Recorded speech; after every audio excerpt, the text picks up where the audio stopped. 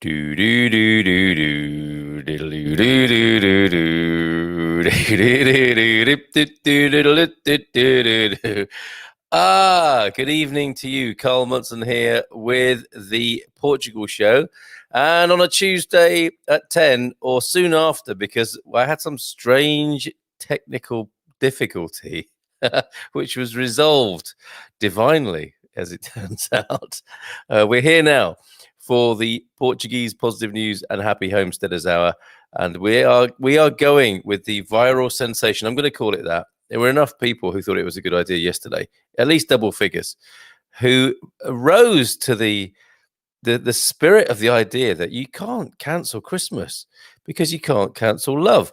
And who better to talk about that with me tonight than our resident expat elder, the grandmother of our community, Dona Jacqueline, who's here with us now. Good evening to you, Dona Jacqueline. Good evening to everybody. Good evening to you, Carl. Hello there. Nearly didn't make it. No, we've had the strangest of evenings, I think, so far. Well, technically speaking. And you suggested when it was about, I think, 10:05, and I was beginning to wonder what on earth was going on. You said, let's pray. And I thought, okay, I haven't tried that yet this evening. So do you know what? I felt like I was putting my hands together on a sword, like a knight in chainmail. You know, before some important moment, like a knight in chainmail may sort of bow their head, put their hands on the hilt of their sword. And I just felt myself doing that. I don't know why. And it's the strangest of things to share, especially for people who've never heard us before here on this show. But that's what happened. And then moments later, everything fell into place. And I'm still not entirely sure what happened, but we're here now, and it's great to be talking to you. So good evening. Good to be with everybody. And I nearly didn't make it, actually. Oh, you as well? We brought a little present. Yes. And somebody bought me a lovely handmade bag with something that should have smelled delightful inside to put in my drawers, and it set me off onto a coughing fit. I had to call for help and have Ventolin and all sorts of things. So if I'm looking a little pale, that's why. And so the connections all around actually were trying to be messed up tonight. But wow. And God decreed we would be here. So it turns out, yes, all that is good and holy, the good Lord God, the universe, and all that is good and great about life has permitted us to be together and talking. And this episode you had all happened today, did it? Yes, just about an hour ago. Oh my word! Okay, so just as well we started a little bit later then. But I'm fine now. Good. Okay. Well, I think we do have a slightly choppy connection, but we'll go with that. This is our last show together of the year, and in this format, you and I are going to be working together in a slightly different environment because things have developed since we've been working together on this Portuguese Positive News Hour and the Happy Homesteaders, and we're going to spin off and work together in a different sort of capacity. And there will be a change to the Expats Portugal programming anyway for the new year.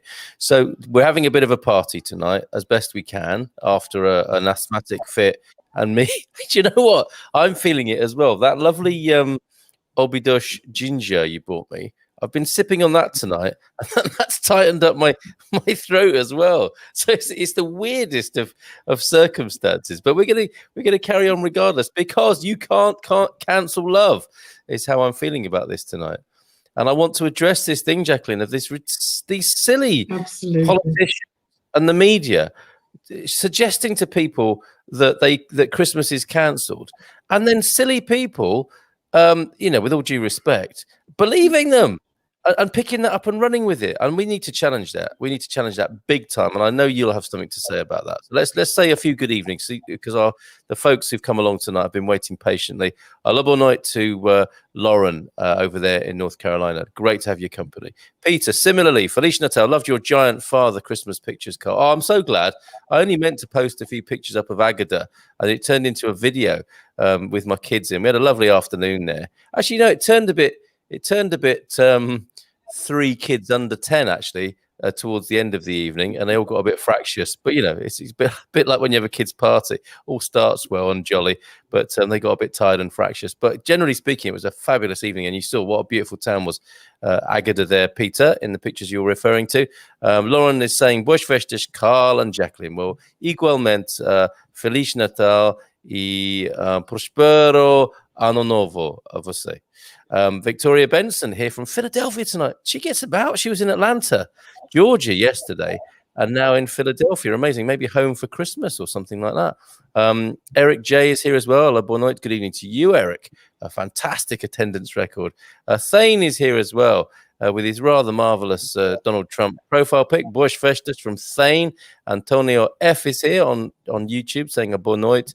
And Victoria is wishing us the Boas Festas as well. And Dale Austin is here. Hiya, Dale. Good evening, both of you. Hope you're both well. Gary's lad, of course, Dale Austin. So good of you to join us, Dale. Happy Christmas to you. I bet you're looking forward to having a bit of fun this Christmas, and you're not going to let Christmas be cancelled. I'm sure of that, Dale. Yes, home for Christmas in Philly. I played Elton John's "Are You Ready for Love," which was recorded in Philadelphia. That wonderful Philadelphia sound with Tom Bell, if that means anything to anybody. And Antonio F, you can cancel the celebrations and big gatherings, but can't cancel love. Yes, Antonio, that's the spirit. So, Jacqueline, thank you for waiting so patiently. What do you have to say about this malarkey that's going on? Well, I mean, it's just malarkey, isn't it? I think the whole world's gone crazy, actually. Completely and utterly crazy. And I'm not cancelling Christmas, so I mean, I don't do particularly commercially things at Christmas, but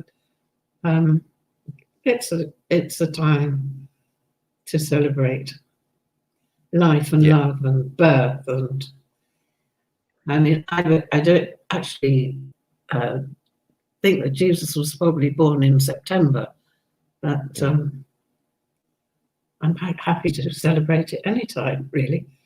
And December has been adopted as a sort of bit like the Queen. She has a birthday, doesn't she? She has an official birthday and a real birthday. And I'm not sure if you've frozen, Carl. No, I'm just sitting still. Oh, right. Okay, you're sitting very still. Yes, I am. So I'm not cancelling it. No, you can't cancel love. Well said. Well said. And this is what we came up with on the show yesterday morning. It just occurred to me, people falling for it, believing that Christmas might be cancelled. Yes, of course, some of the logistics have been advised against. Some big things have been cancelled, as in logistical gatherings and orders about how people can gather and assemble and so on. But I think this has really brought it home to us. To revisit what the true spirit of Christmas is about, and these keywords that we just kind of utter very, very loosely, and they are the things of Christmas cards and Christmas greetings and so on, and they've been so often repeated and so robotically repeated for decades now that we've been given this situation, I think, to revisit and question what it really means, and to revisit that. And I think you can only really do that as an individual. I mean, sure, you can be with other people, and if you're allowed to be, you may or may not be. External circumstances are often subject to other people's influence and control. But actually, your own personal experience of Christmas, of any time, of the moment, is yours entirely. And I don't. And we've said this before, haven't we, Jacqueline? It's like, that's to do with, as you wish, your personal experience of the world. And that, I think, is what's Yeah, I think that's what's in question now.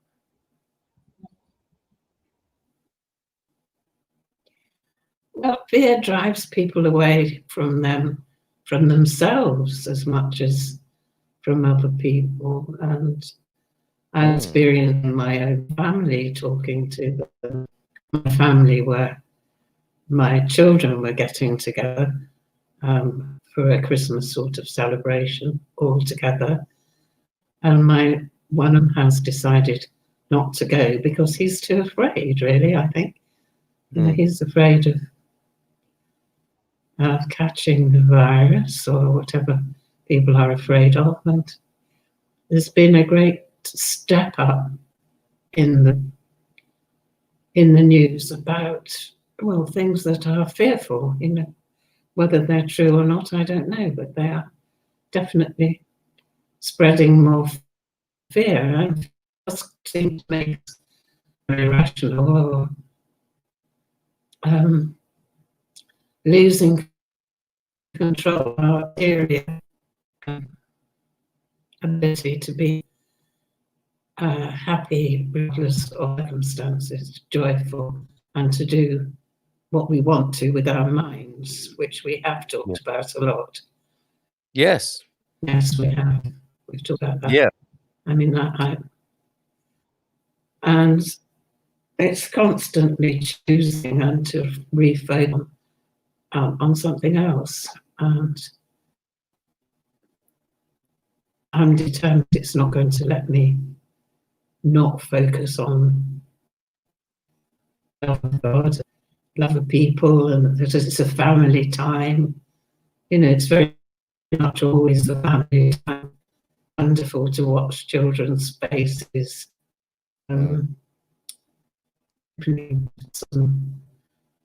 Just the wonderment of it all for them, and the ones that still believe in Father Christmas, and you know, it's just one time.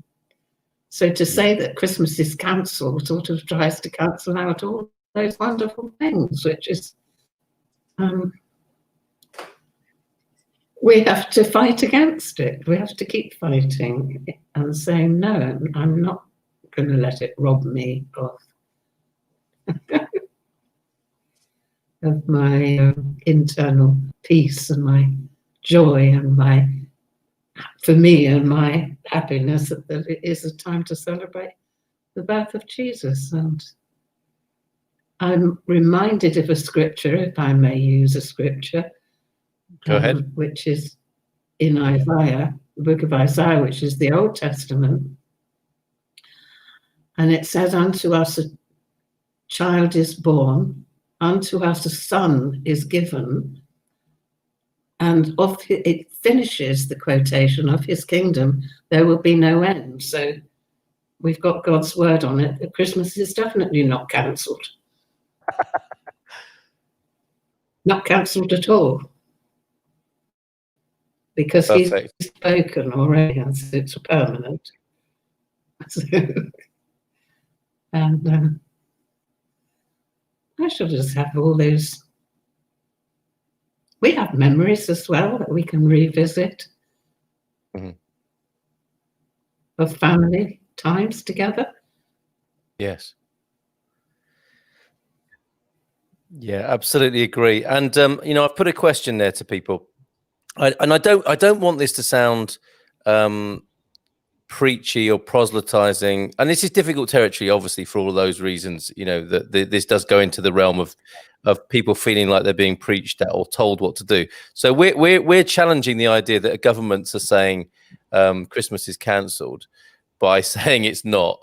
But what I don't want to do is to have people get the feeling that we're telling them how to think or behave or anything like that. I think what we're trying to do tonight is keep open the possibility that it can be a certain way. And you don't have to do that. But I think that to remember that it's possible to have your own experience mentally or spiritually, I think is a really important reminder. So I don't think Jacqueline or I are telling anybody what to do.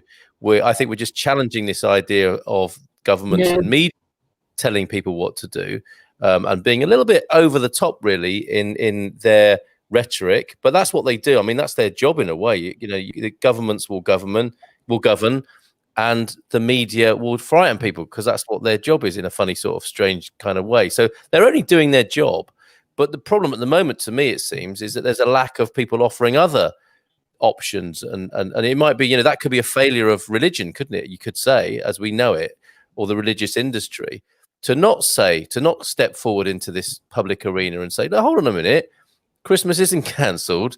A beautiful, joyful, loving, peaceful experience of Christmas is still absolutely available, regardless of the external circumstances. And if you want, we can give you some pointers as to how you can achieve it. But there is a bit of a vacuum with this other part of it, I think. Would you agree, Jacqueline? Yes, there is, but I can only when I'm talking in the way that I do, it is who I am, and I'm only sharing my own responses to what I'm being told, or my own responses to Christmas. I'm not saying, I don't want to preach to anybody. I don't have any right to preach to anybody, and everyone can choose. And I do advocate that human beings we can choose, and that's all, And maybe some people don't feel that they can choose.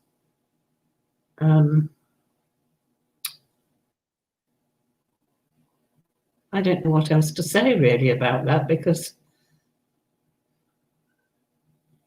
it's just so easy. I think it's also dependent on what we're putting into our minds. I mean, constantly following the news or discussing even however true that it may or may not be, constantly focusing on death or illness,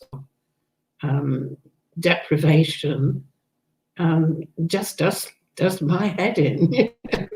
Personally, I don't want to think about those things, and so I try not to put myself in situations where I hear about it too much. Yes. Maybe I'm just a dreamer and live in my own life. Like mine better at the moment. Well, they may say they may say you're a dreamer, but you're not the only one, to coin a phrase. I'm completely with you. Gillian has popped in to say hi. Normally in France, got to England just before Kent closed. Look at that, Kent is closed, folks. Spending Christmas, and I'm not taking the mickey, Gillian. I get it how these things are phrased and how these phrases are lent to us by the media, and we pick them up and run with them. And we do talk in shorthand so much, don't we? Because we often feel like we don't have the time to discuss things. So I understand how this sort of language comes about. But you say spending Christmas with my daughter, can't stay as I have to be up very early. Happy Christmas. Happy Christmas to you, Gillian. Thank you for dropping in. I don't know if you're still here, but you're having an early Christmas. Yeah. Have a wonderful Christmas. Lots of love to you. And I hope that we have shared with you that idea that you can't, or reminded you that you can't cancel love, and you'll have the best possible Christmas under the circumstances available. Peter says, my wife's mum had her first vaccine dose on Sunday. The best gift you can get. Although, yes, actually, I don't know. I guess you don't have to buy it, do you, in the UK? I was just saying, thinking of like if people are giving each other vaccine gift tokens or anything like that, or offering each other their place in the queue. The best gift you can get, says Peter, although Christmas is important, so are Eid and Diwali. She can wait 3 weeks and then we can have a safer Christmas. So that's very practical and pragmatic. I think they're time shifting Christmas. And as Jacqueline said, historically, Jesus Christ was thought to have been born in September anyway, so it's quite abstract, really, the sort of space-time continuum and the role it plays in our lives. We don't have a sort of we don't have the axes necessarily as obviously of space and time, of love, peace, and joy, do we? That's the graph or the continuums we need to remind ourselves about. I think for Christmas it'll be a smaller crowd this time. I'll still contact people during the season, but not personally, for everybody's safety. Fair play, Antonio. Acting according to your conscience, superb, and the guidelines obviously, but still determined by the sound of it to be of goodwill and joy where you are in the world, which is lovely to hear.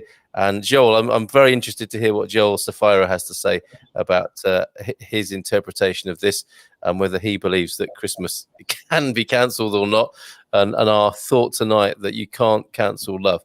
Mrs. M popped in. I didn't have a chance to, because we're kind of in the middle of something there, so she may think me rude, but she's full of Christmas joy and love. She said, "Oh, it stinks in here." Were her actual words. Just to let you into a little bit of a secret about what goes on behind the camera, but to balance that, she gave me some well, it's not traditional Christmas cake, but she's brought me in some cake to nibble on as well tonight. So thank you. And so I've got me obidosh ginger and some lovely cake, vegan cake made of avocado and beetroot.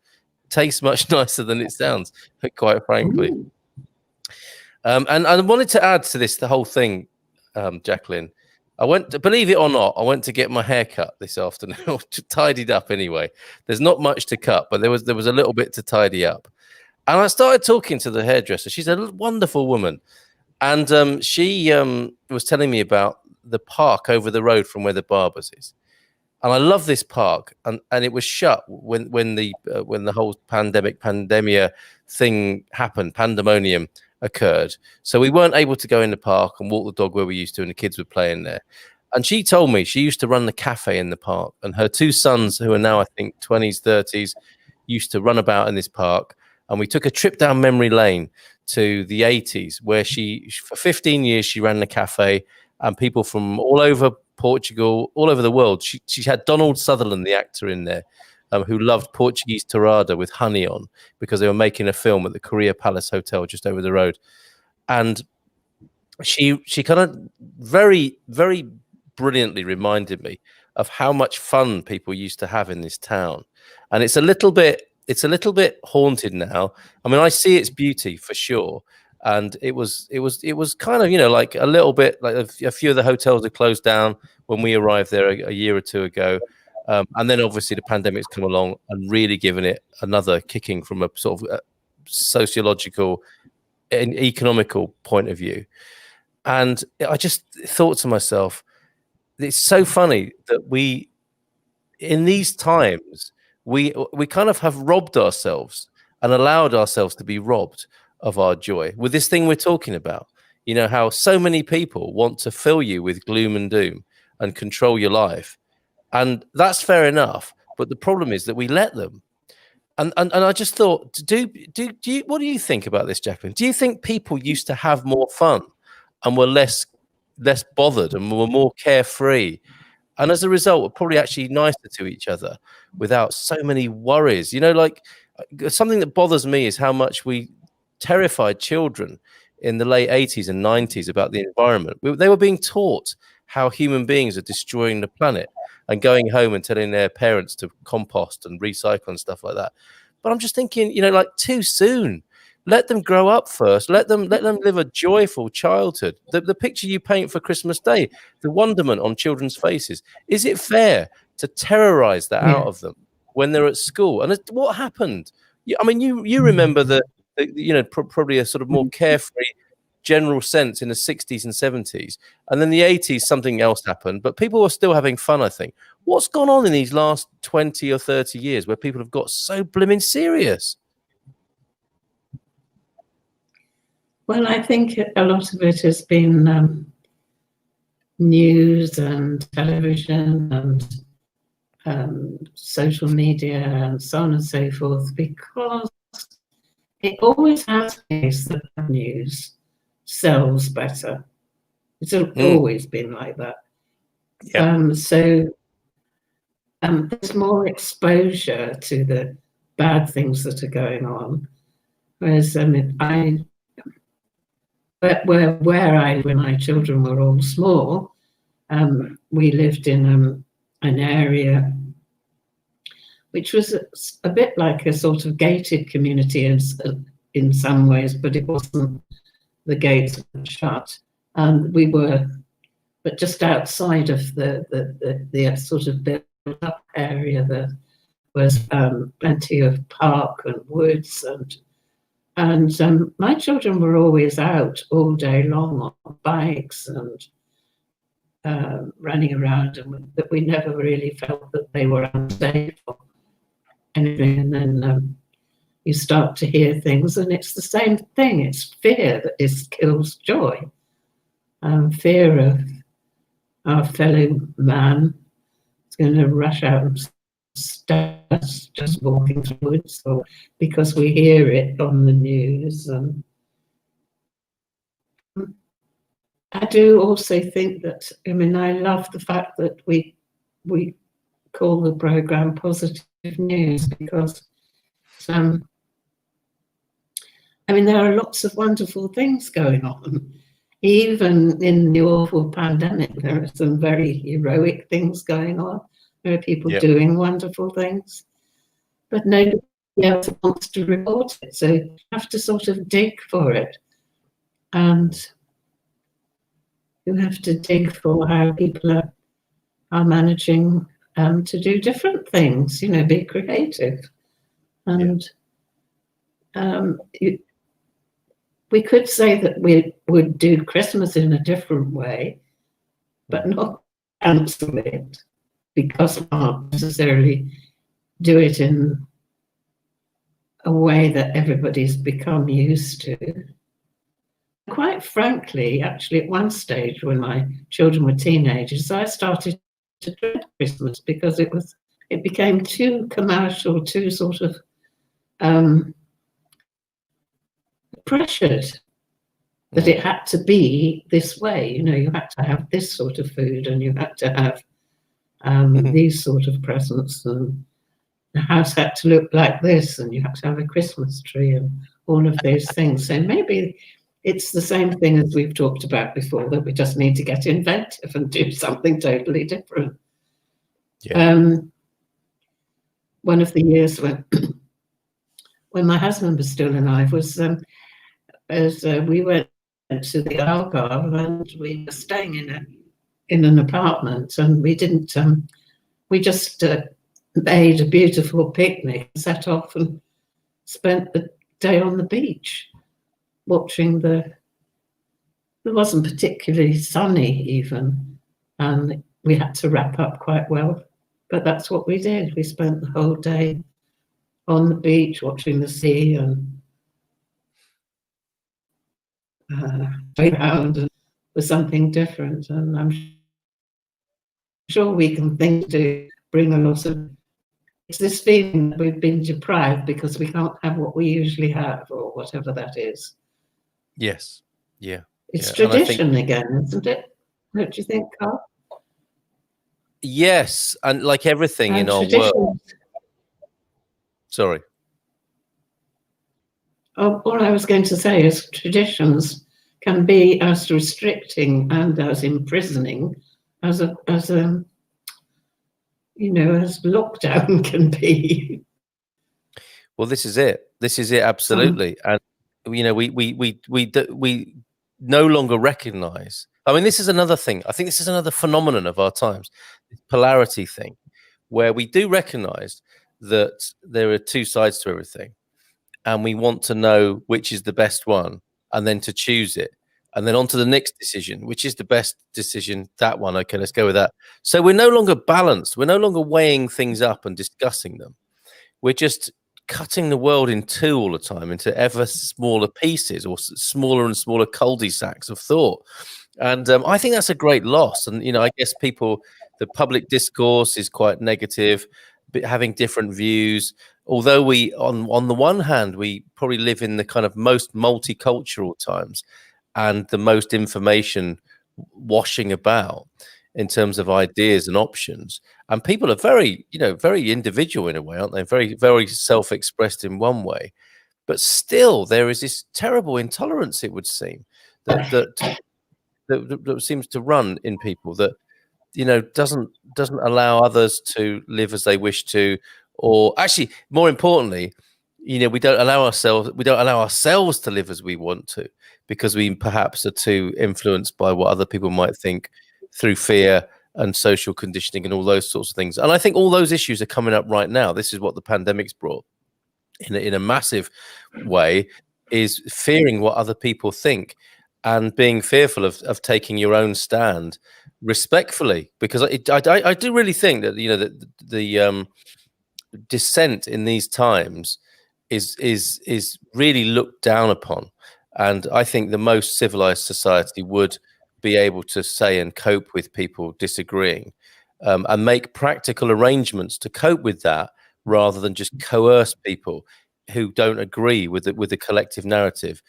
into falling into line, or being completely marginalized, or being called a COVID-idiot or some terrible thing like that, or a conspiracy theorist or a denier. All these put downs have been made to, I think, to write off dissent, and there's nothing more healthy than dissent, in my view.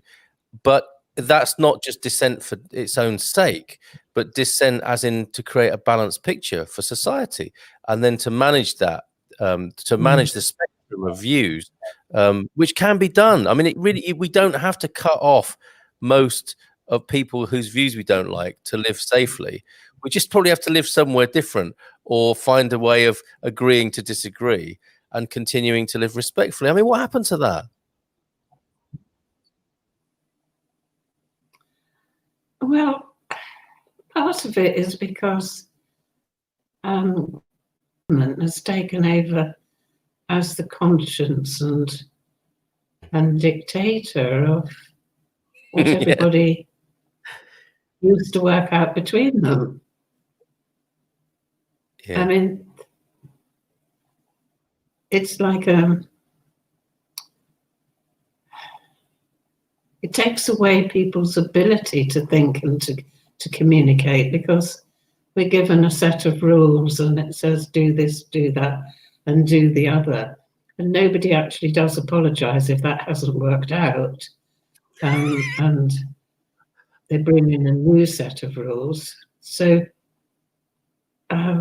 somebody's always breaking them somewhere along the line. But I think we're just losing that ability to think for ourselves and communicate, because we've handed it over into, areas where it wasn't there before.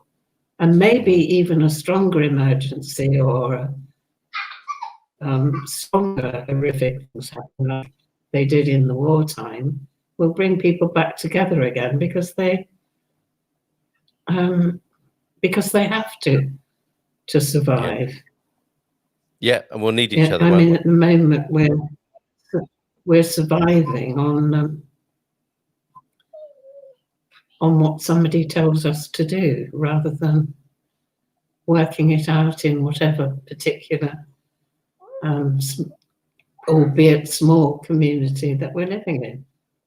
Yeah. I think that could be a great thing, that we realize we need each other far more than we realized up to now, and we have been able to live in a way that it's kind of like we've already had a vaccine. We've had a kind of social vaccine that has protected us from each other. It's like an inoculation, a sociological inoculation, where you develop immunity to having to relate to other people very fully, especially in areas that you feel uncomfortable in. And we've done away with a lot of discomfort, haven't we? Having to mix with and talk to people we feel uncomfortable with. And we all live in these little niches of common thought and echo chambers, as they're called now, which hasn't been very good for us. And perhaps that's collapsing a little bit, which is no bad thing in my view. So we've got a few comments.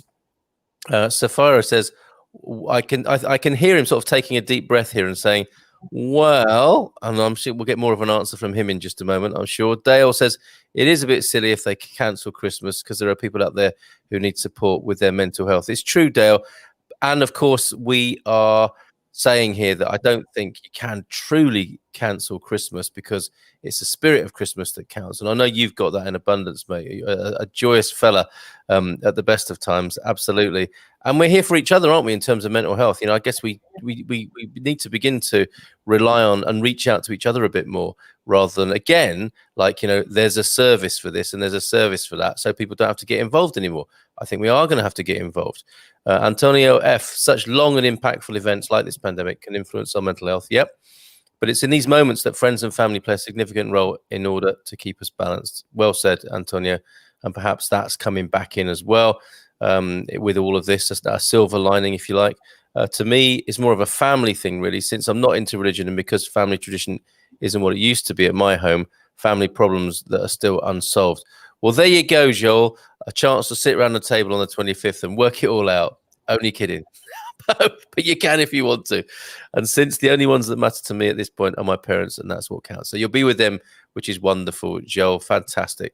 Glad to hear it. I do have a great day on Friday. And all of these days of this festive period with your parents there, my best regards to them. They don't even know me, but I feel like I know them through you, and I wish you all well. Carl and Jacqueline says, Peter, do you remember the cheery Protect and Survive and threads? Yes. Had about 5 families build shelters, and we still had Richmond Park, but we always had fear. Without a doubt, Peter, fear is part of our human protection system, isn't it? I think we're talking about scale here. It's interesting to consider the scale of fear, I think, and the part it plays in our lives. It's in the 80s. It is your mental attitude which counts. You both have a wonderful attitude. Is he talking about the 1980s or the, being 80 years of age? I wonder there. Both could apply. Thank you, Peter. Dona Jacqueline is right. Same crimes that frighten people now already happened 50 or 60 years ago. The only difference is it wasn't in the news, so people lived with less worries. Yeah, and it was a stuff of real kind of shock and horror, wasn't it, when it came out, a sort of a mass murderer once a year in a far distant place was enough in a kind of fairy tale way to alert people to the fact that there are terrible, or people who behave terribly in the world, and terrible things do happen. And perhaps we are reminded through stories and news about that. But when it comes out, like on the hour, every hour, and it's running new, like, what's it called? Continuous news reporting, like this ticker tape I've got running at the bottom of this screen. That is, as Jacqueline said, will do your head in. I used to play outside all day long, says Antonio. Now, if a kid gets 5 feet away from their parents, panic kicks in. It's so true. I've seen it myself. Even in in Portugal, which I see as a beautiful, friendly family place, you do see parents getting, young parents, I think, are getting very worried. And this fear thing is just come on, let's give ourselves a good talking to about fear. As it says in Hamlet, says Thane, there is nothing either good or bad, but thinking makes it so. Well said, sir. Thank you for the Shakespeare tonight. If we think our Christmas will be good, then it will be, even though it may be different to ones in the past. You can't cancel love hashtag. Fabulous, Thane. Thank you very much for sharing that sentiment and that Shakespeare with us. So do you think then, Jacqueline, that that my thesis, my concern there is that we don't enjoy ourselves as much as we might, and something has changed culturally in the modern world? I think we've forgotten how to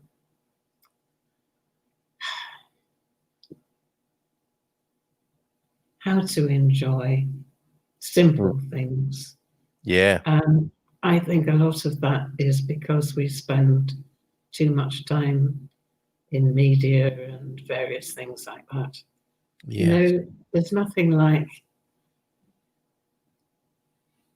for myself, if I start to feel pressured, there's nothing like just going outside and maybe pottering around in the bit of earth that I can reach, and then suddenly I'm just stopping and staring and looking at things and seeing the wonder that there is in nature is just astonishing. And you can get lost in flower for ages and ages, and then perhaps watching insects I spent one morning, I don't like having ants in the house, but I was invaded by ants in the bedroom that were coming after some crumbs that I'd dropped.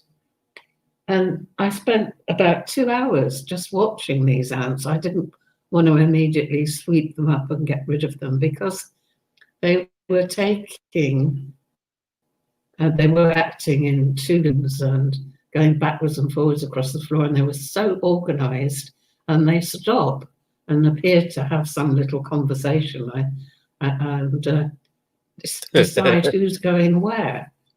And it's like, it was just amazing watching these, and then carrying something that was about 4 times bigger than they were.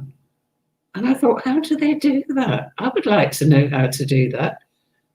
How to carry what must have been a very heavy weight when they came across a very large crumb. And I found far more entertainment and joy from that than I had done for a long time over anything. And I thought, oh, thank God for ants, it was just really lovely. Miraculous. But and because of the advertising too, we're always being focused into what it is that we're supposed to want. And so we end up wanting it and then being disappointed when we've got it because it doesn't fill the hole that it wasn't, it was designed to make us happy, and it doesn't. So I think there's a lot of disappointment in commercialism and everything. And I mean, I've got some children that I sort of sponsor in different countries, and I just love, and I just love to watch them enjoying what are the simplest things, and most of them live in sort of huts with mud floors, and they don't have an awful lot to eat, but they write me letters which are translated for them, and they're always happy, telling me what they like and what they like to do. But none of them are saying, I really want a Mercedes or whatever, how that song goes. Yes. Daddy, will you buy me a Mercedes or something? Yeah. I wouldn't say no to a Mercedes, actually, but that's not, that doesn't depend on it in any way whatsoever. Yeah. Yeah, true. Let's go back. It does depend on the growth of vegetables and things that come out of the earth. Yes. Yeah. Let's go to a few comments. It's so true. Okay. Oh, I'm sorry. I interrupted you. I was just going to say that most of the sort of, even the things about climate change and so on and so forth, they're all frightening people. Yeah. And when you dig deep, there's always an awful lot. And I prefer to believe that creation renews itself, and a lot of things that we drum up to worry about, actually, we don't need to worry about. I mean, I do believe we should look after things, but I don't think we should be afraid of half the things we're taught to be afraid of. Yeah, and I think you said before the most heard phrase, most repeated phrase in the Bible is "fear not," isn't it?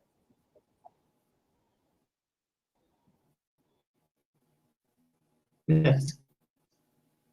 Yeah. That's the most repeated. But if you're not, I'm with you, or fear not because there will always be seed time and harvest, or fear not because, so they're all contradictions to the things that we've been hearing so much on media, which is why I put an alternate question made to me that I can maybe change mine and think about that. Yeah. Okay. A few comments. Oh, I'm so sorry. I keep interrupting you because I think you finished, and we've just got this long delay. I think in our conversation. Shelley says, I have a stack of chocolate bars with a pretty ribbon on them, and I'm handing them out to everyone who has been kind to me in this small town of Millefranche, Villanova de Millefranche in Antasia there. Nice to see their smiles. That's lovely. It's a revolutionary act, Shelley. In the grand scheme of things, a small act of massive kindness and effect, I would say. Absolutely beautiful. Don't get me wrong, Peter. I wasn't suggesting you were in your 80s, but look, he's got offended. Carl, you cheeky git. I'm a decade your junior. Dona Jacqueline is right. You got lost in translation or something there, Peter. None meant, none taken. Can't wait to be back in Portugal, he says, to enjoy the space and the simple joy that space and natural beauty have over here. I think is what he means there. I totally get that sentiment, Peter. We're looking forward to having your company back in this country and you enjoying it. And that's, I think, you know, we've with this program that we do on a Tuesday night, we drift a long way from the kind of straightforward expat advice, consultancy and message, but we come right back to it there, and why Portugal is such a beautiful choice of country to move to is because the thing that Jacqueline's talking about, you know, like of being able to see and be close to nature easily in unspoilt ways, easy ways, is still possible here in Portugal, and long may it continue. Charles is saying, I'm going to eat, drink, and be merry, and then drink some more. Good man. Yes, all different kinds of spirit, Holy Spirit and other spirits for Charles, it's by the sound of it. What a beautiful woman, says Sherry Tillman, which can only be for you, Jacqueline, this evening. Sherry's response. Well, I don't think anybody's called you a woman yet. Well, they might have called you lots of names, girl, but not a woman. Well, it's funny you should say that. It is at this time of year when that's most likely, because I have been in 2 pantomimes, one as an ugly sister and one as Mother Goose.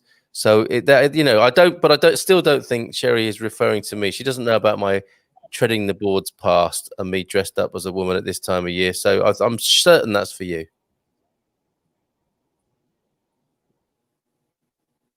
Where did pantomimes come from then? Behind you. I don't know the answer to that. Behind you? Yes. Where do they come from? Behind you. It's a pantomime joke, Jacqueline. But oh no, it isn't.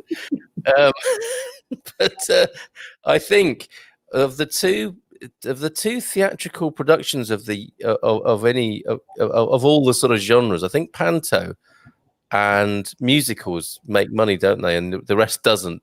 I think it like, sadly for thespians and board treaders, they have to do the dread Panto to make ends meet. And it is a lot of fun, I think. But then again, I only had to do it once a year rather than, 50 times twice a day for 2 weeks or 3 weeks or something like that. So I think it's an amazing craft and a much underestimated one politically as well. It's a great vehicle, and I would have thought this year for those pantomimes that took place socially distanced or online or whatever, there was some incredible material to reference in our society. So we're into the closing stages of our last show of this kind together.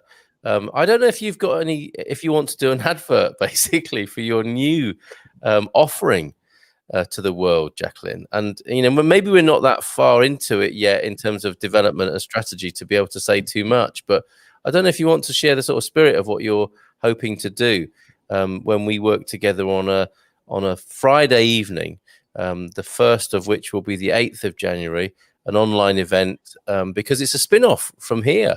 This is Expats Portugal territory, and we're spinning off into full-on divine love and God consciousness, aren't we, on a Friday evening? So do you want to say a bit more about that?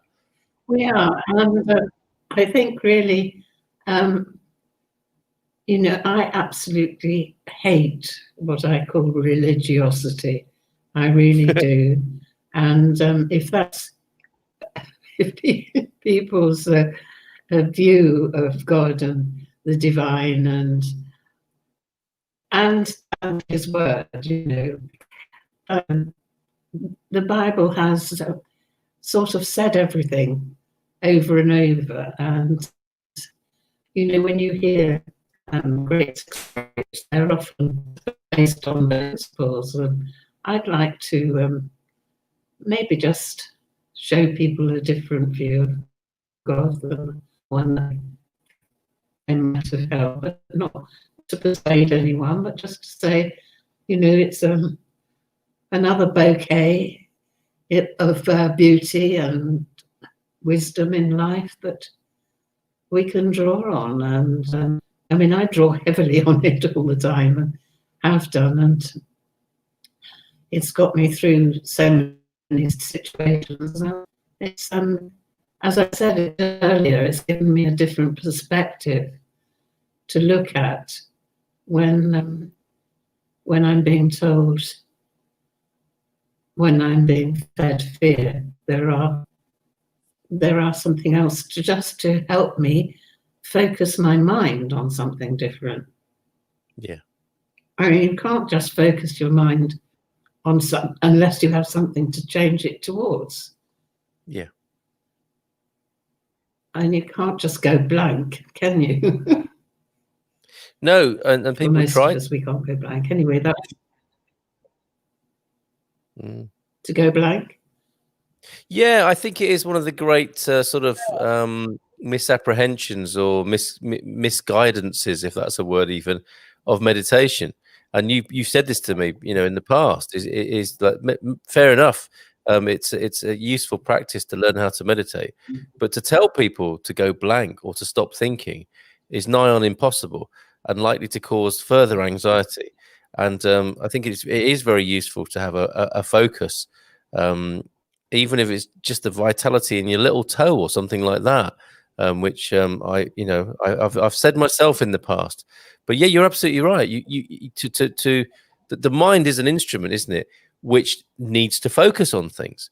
That's how it works. So it's not kind in a way to say to people, well, just stop thinking and go blank or be in the moment. These are like, that's almost like doing impossible yoga postures for the mind, isn't it?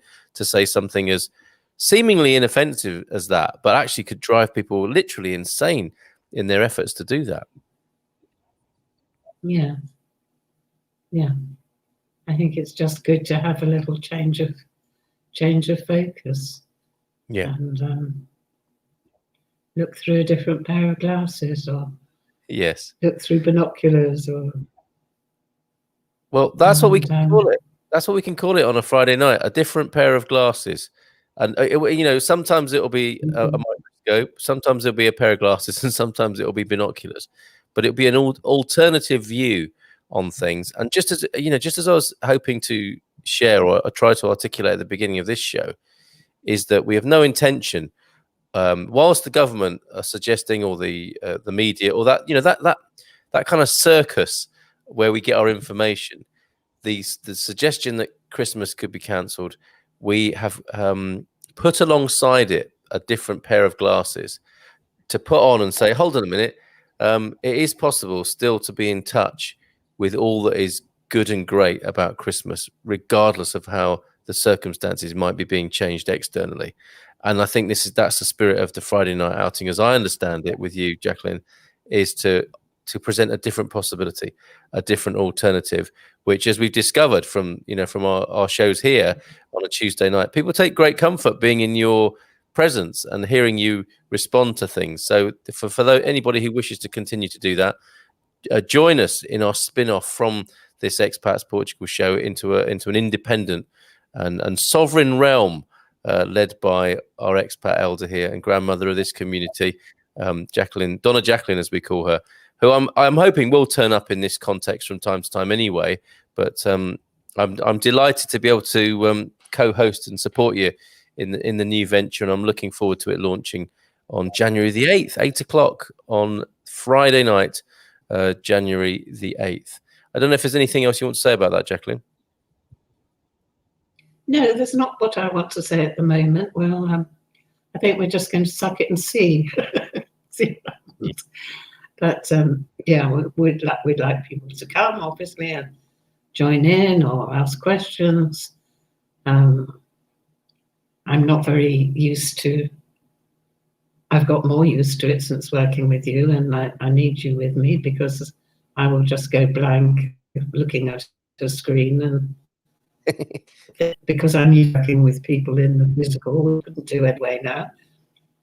But can I just say one little thing about the lady who was giving out presents? Yeah.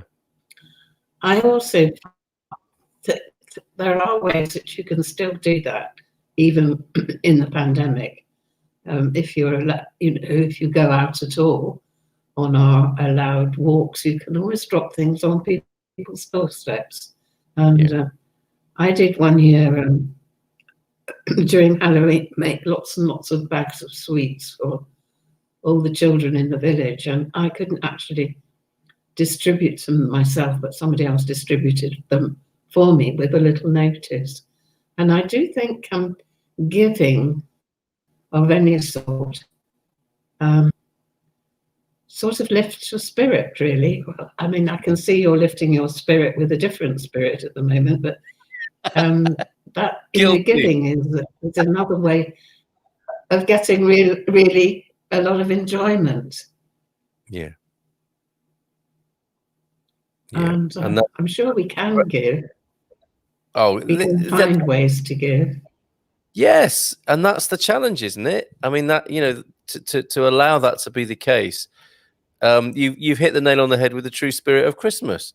If at no other time of year, in this tradition of Christmas, it is about giving, and there can't be any receiving, can there, without giving? So yes, it's a beautiful challenge to find ways to give, and it doesn't necessarily need to involve a lot of money, as is often the case and the thought for people. It can be about effort, can't it, and just approaching things from a different angle. So it doesn't necessarily need to break the bank, but it could be a little bit of a challenge to go against our conventional thinking, and that's no bad thing.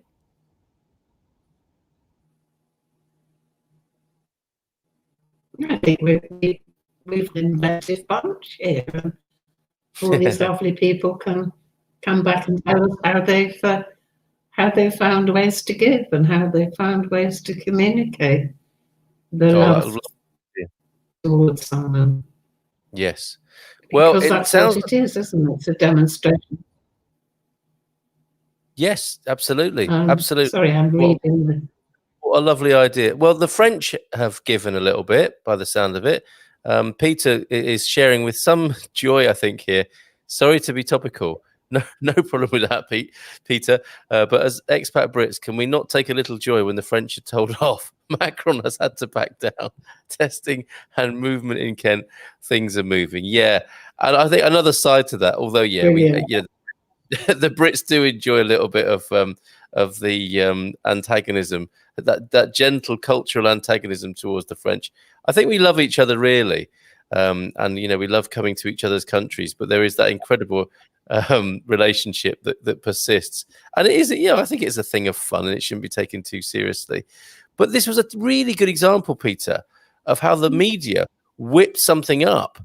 Like there are thousands of lorries on the M20. There often are. And, the food's going to run out. And they caused another rush in the supermarkets, didn't they? And they're awful. The news, they'll not be happy until they've got the end of the world story. That's the thing to bear in mind about the media. That's their ultimate news story. And they're working their way towards it every day of their miserable lives. So I think, see it as entertainment by all means, but remember what they're up to behind the scenes, those rascals. But yeah, good. Douglas says the Dover laxative has been administered. I wonder, Douglas. I wonder that is lovely. What method was used? I wonder to administer it. And Eric says, Felicia Natal, hoping Wednesday evening show is on. Otherwise, I'll try and make the Thursday toast. Yes, absolutely. We do have a Wednesday evening show tomorrow. I think what we'll do is we'll go again with the very popular show we did last Wednesday, which was Ask Anything About Portugal. But that's a good shout there, Eric. Yes, tomorrow morning we'll be on air. Tomorrow evening we'll be on air as usual. Then we'll have a toast on the Thursday evening, which will be the Good Morning Portugal Wine Club, just raising a glass to everybody at 8 o'clock on the Thursday evening. So a Thursday morning show, a Thursday evening toast to wish everybody a Feliz Natal, and then Christmas Day. For those people who might feel a little bit cut off or lonely, we'll be doing a Christmas Day morning, probably only an hour, but or however long it takes, 30 minutes, whatever, but just a chance for people to wish each other a happy Christmas, and to friends and family around the world, so you can get your readies to tune in and wish them a Merry Christmas from Portugal. And then nothing until a little bit of a break until New Year's Eve, where the Good Morning Portugal Wine Club will be back with another toast to see in the new year at 8 o'clock Lisbon time. So yeah, we've got a few more shows to go before the festive season really kicks in the Munson household. It will be Stenacott. Is that like Stenaline mixed with Stenacott? That's really very clever, Douglas. Very good. Stenacott gently gets your shit through. Very good, sir. I think that's a really good final comment, and that's in the Panto spirit, isn't it? For sure. And we have had some fun. Absolutely. The thing that we were wondering if had gone out of our lives almost completely until we reeled it back in again this evening. But yes, we must remember to laugh and have fun, and really enjoy life. As much as the circumstances are being made a little bit challenging, we can still enjoy our lives. And thank you, Douglas, for bringing that mirth and merriment in with based on a few, and you, Peter, as well, based on a few cultural stereotypes and a long tradition of animosity. What better basis for a bit of humour? So, Jacqueline, thank you so much. Thank you for doing these Tuesday nights up until now. Really appreciate it. Thank you. Thank you. I've enjoyed it very, very much. And I hope that you'll have me back. Without a doubt, you're welcome anytime. It's just that I won't be doing evening shows, or as many evening shows in the new year. So that's the reason. It's quite good for me, I think, long term, to get some sleep from time to time.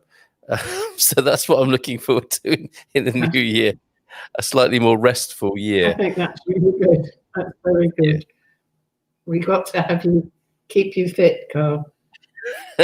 Yeah, I mean, on one level, I'd gladly just be doing this morning and evening, but it will take its toll eventually. So I'm going to have to sort of restrain myself a little bit and be a bit more strategic and long term, I think.